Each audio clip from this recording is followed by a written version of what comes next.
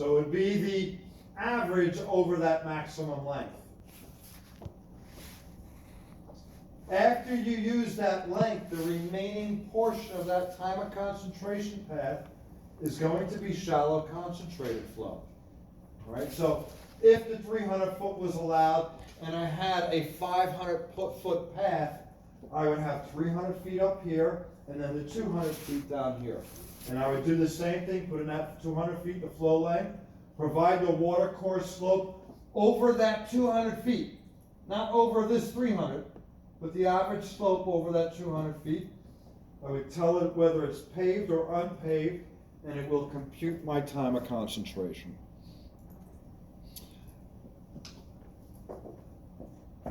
Pavement, lawn, woods. If you go to the TR55 manual, right before worksheet 3 is chapter 3, and it gives you a description of all those n values. You choose the one that's appropriate. 300 foot, you got to find the right one. Where am I getting the land slope?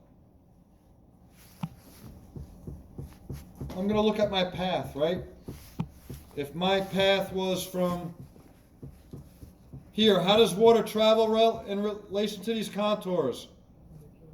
Perpendicular, not sideways? All right. Perpendicular. There's my path. My path is no length in there. My path is 563 feet long.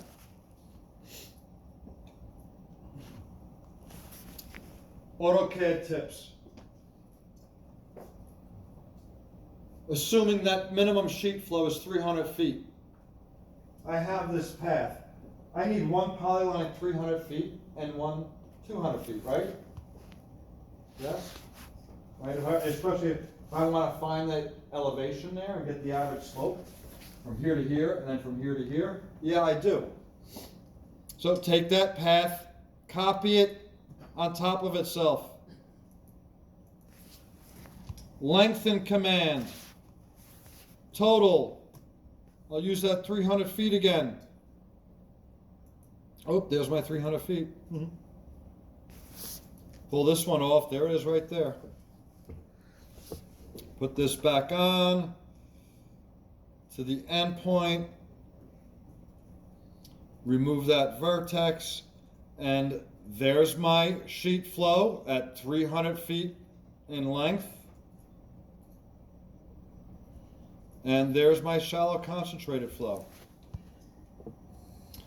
I can select my surface. I can put on a spot elevation label at the end point there, at the end point there, and the end point there. Is it now easy for me to get those slopes? Right? I got the length, I got the elevation. I can come in and put that into the hydrograph program. Maybe I came up with 2.3, and over here I had 200, and maybe this was like 2.7, and this was unpaved. I hit compute, and I got a time of concentration of about 60 minutes. And here come my allergies to dust. So, good? Okay. Time of concentration, good? Again, it's the longest time for water to flow to your area of interest. Okay.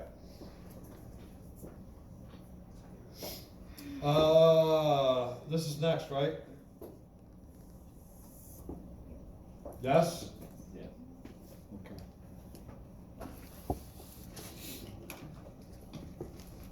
File, open. First off, I'm going to save what little bit of work I did here.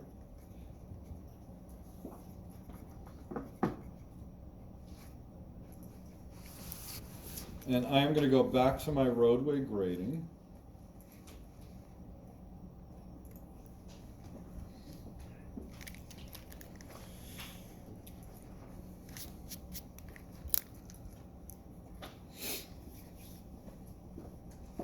And we'll look at this corridor that we have.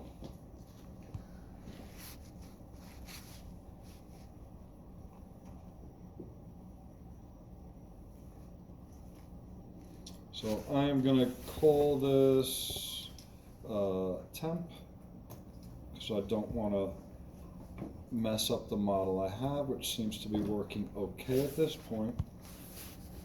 And I am going to thaw my layers because I know I have my corridor frozen. And I'm going to freeze some information that I don't really need to see.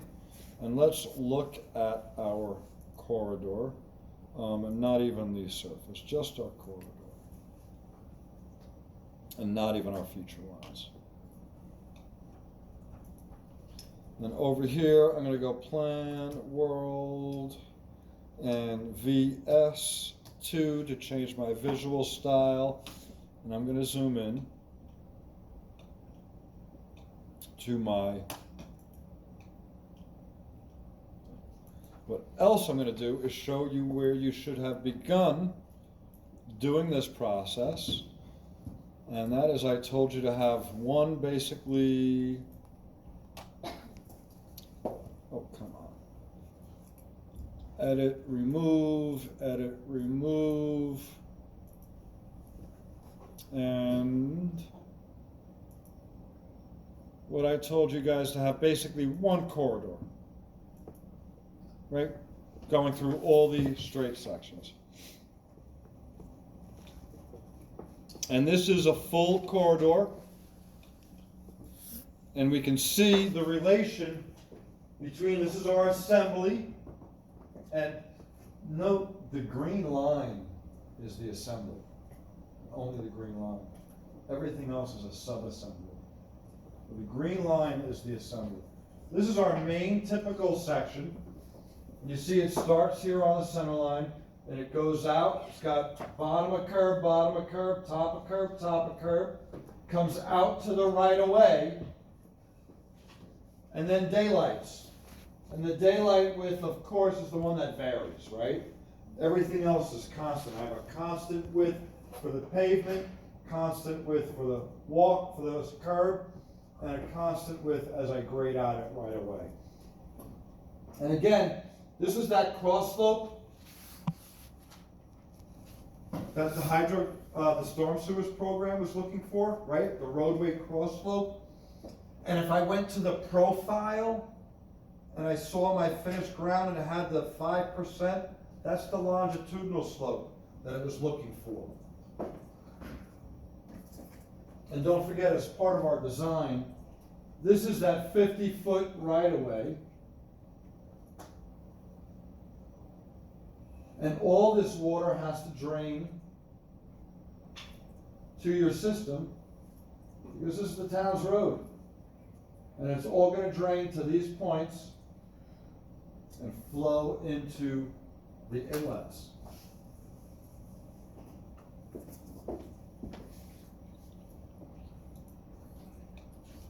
So, when we looked at this intersection, and actually go really quick to those profiles, there's your longitudinal slope for that pipe. There's your longitudinal slope, right, for that storm sewers, right from your profiles. Okay, so now the problem with this, and I'm going to come into 3D view.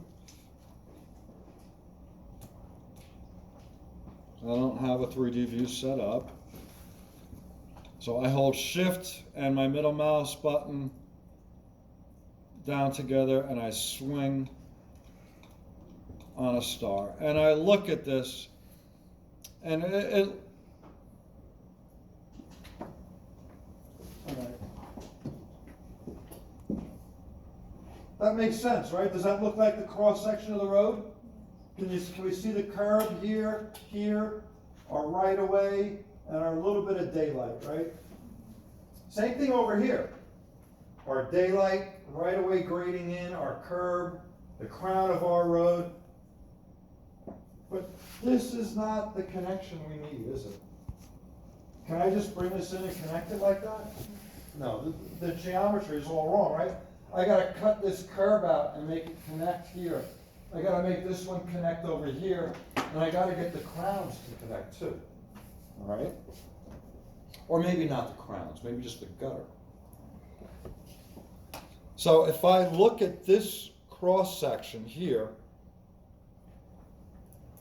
and I come back, I'm gonna save this, minus V, save 3, and then I'm gonna go plan, world, it knows it, and we are looking at this. And this is my full section. And what I did was I said, all right, my stationing is from here, increasing, right? So it's 0, 1, 2. This is my left side. All right, that's how I look at that. 0, forward, left.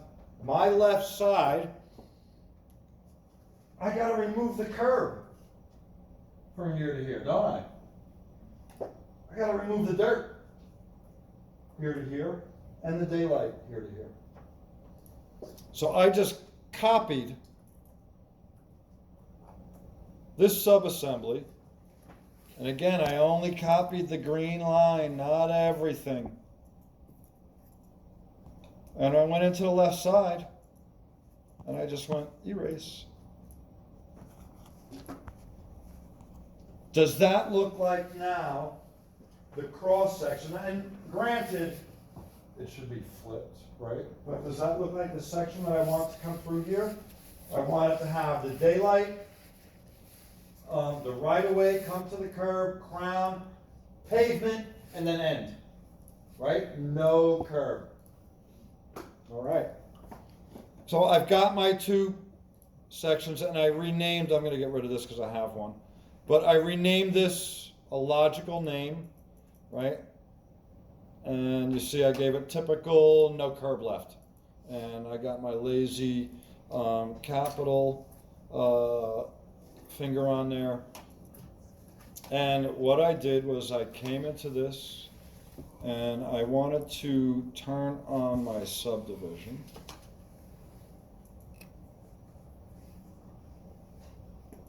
Turn off my surface because it's all done.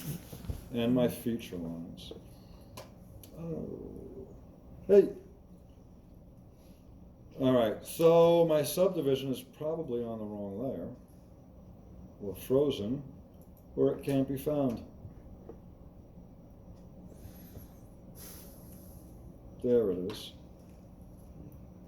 What layer is it on? Oh, I'm sorry, it's buried. But it is on layer 0. All right, there we go. It's still shown, and it's still there. All right, so here's my subdivision. Do we get any line width with it? No. And I look at this corridor. And I can do this either in the corridor properties dialog, but they also have up here in your, here we go, split region. Oh, you can't see it again, can you? All right, so when you select your corridor, again, the ribbon lights up. Right up here, you have split region. You can also, again, do this right in the family editor or the corridor properties. And here's your region. You can just right click and split region. One or the other, they both work. And it's going to ask you for your start and end points.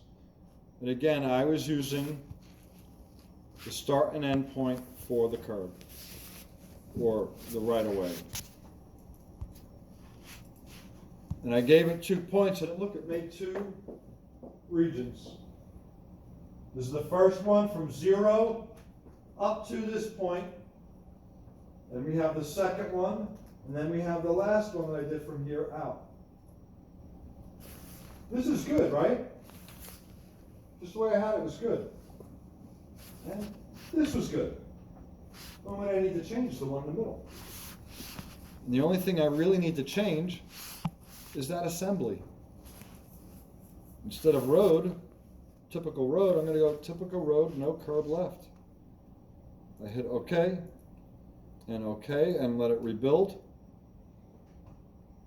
And I just notched out that whole road, minus V, save 2, and VR3. Now, look at that. We've notched out that curb, notched out that, and we've made it so this is going to connect a lot better through there. All right, and we did that using our feature lines, just like the intersection that we had where we tied in.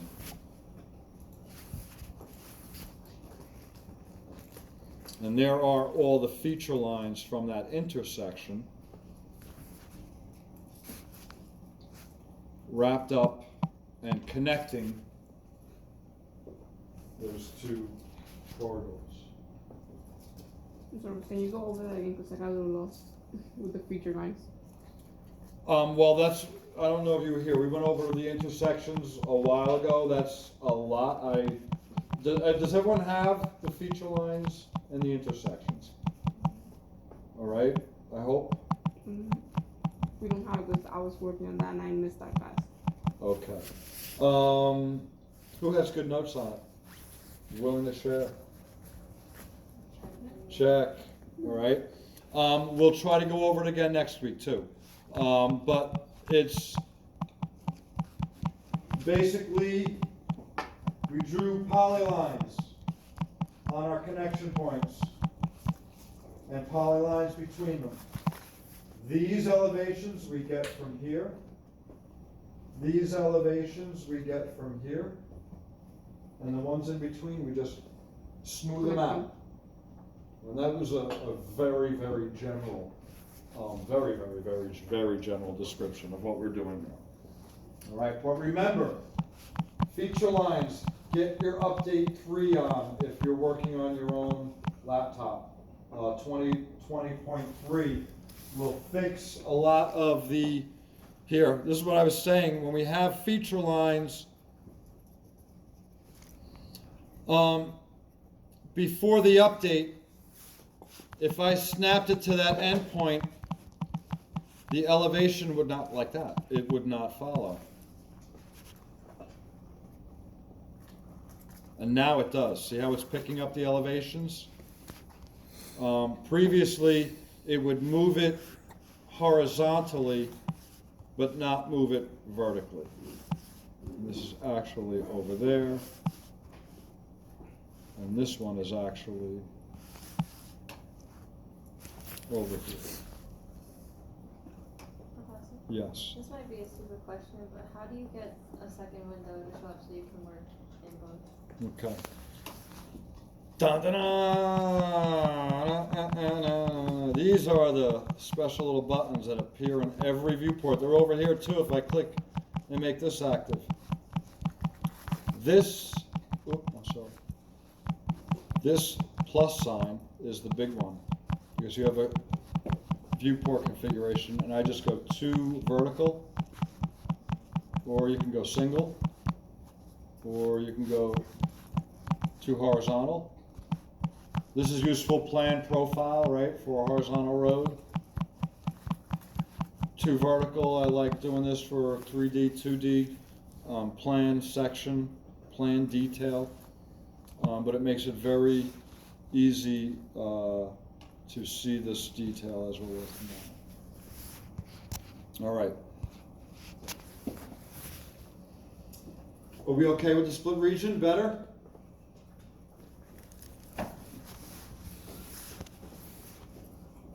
This is what you want to do again. This is time, all right?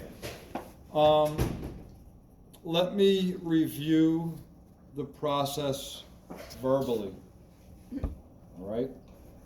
Again, your corridor is coming to the end here.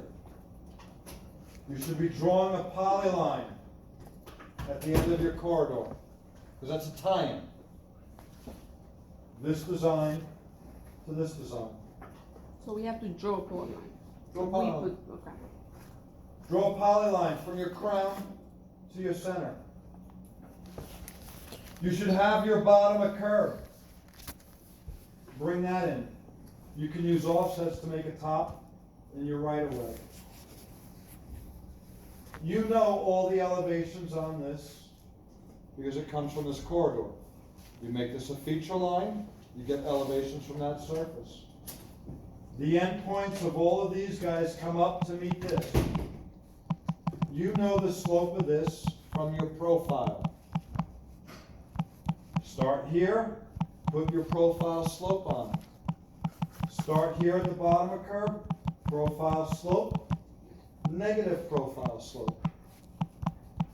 That's the whole design. So you, Top of curve, half a foot up. Right away, 2%. And then draw a daylight. It was just like the intersection, but a little less work because we didn't have two things to tie in. and how do you draw the daylight? I just drew polyline. So that has no elevation? Well, you get your elevations from the EG surface, Okay. right? Oh, makes And then sense. if you see the contours closer than 6 feet, Mm-hmm. you gotta make your polyline wider. Mm. The 6 feet means you're too steep, Okay, All right. makes sense. It was really a very pretty generic thing. I'm pretty sure I gave you guys did I give you guys my residential grading document yet? No. Okay. All right. I will make a note.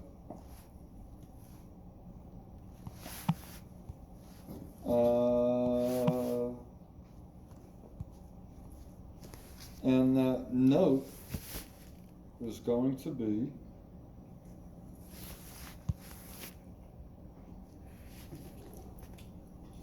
fix existing ground grading.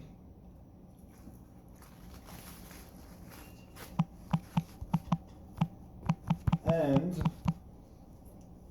post residential grading document. So this grading document will help you guys a lot. I will get it up as soon as possible. Residential grading. All right, so this is a little old school. But this is Autodesk University 2010. Hey, that lane looks familiar. This task looks familiar. All right. Introduction, the basics. This is not a very long document, and it's still pretty relevant. It explains much of what I was telling you about 2D to 3D. You have your polylines drawn at elevation 0 to represent your curves, your crowns, your daylights. And all you need to do is assign elevations to them. And most of the elevations you know because they're either from EG or your corridor, right? You just gotta tie the ones in together, all right? It takes you through some best practices, where to find help and all that fun stuff. And I think this is where I actually published. Autodesk hated this. But no, this wasn't it. There was one where they were having a tough time with corrupt gradings. And if you Google search it, you got like 2 million hits. And then they went out and they fixed Google and you got like 2 hits a week later. Simple residential lot grading. This will go through much of what we did with our intersections and cul-de-sacs. All right, and it'll take you through everything we would need to do to get through a residential lot grading, much like the ones we have. I don't know if you can see that, right? This is a little more detailed. You don't want to go here. You want simple lots, but it's going to show you how to make surfaces like this. And it looks a little funky, but this is a walkout garage and basement where the ground is rising up behind the home. And there's probably a patio door out here, garage door, stairs up to the first floor, and everything else is basement floor. So I'll get this up there for you guys to help with that. All right. Next week, try to come back with some good stuff. Real good stuff. And we will continue. As we move on, if you guys are having issues, it's more than likely that your colleagues here are having the same issues. Bring them up in class. Let's talk about them because it'll help us all. All right? But come back next week with some stuff for me to help you on. All right? Almost at the end of our road and grading and utility discussions. After that, it's going to be soil movement and residential grading. And again, I want you guys to do well. I don't want you cramming at the end. We're already If you keep up, trust me, you will have a few days of relief. You'll be able to print early. But you got to keep up, all right? And if you guys are close right now, you can come back with utilities roughed, not perfect. Your roadway pretty good. You're in real good shape, all right?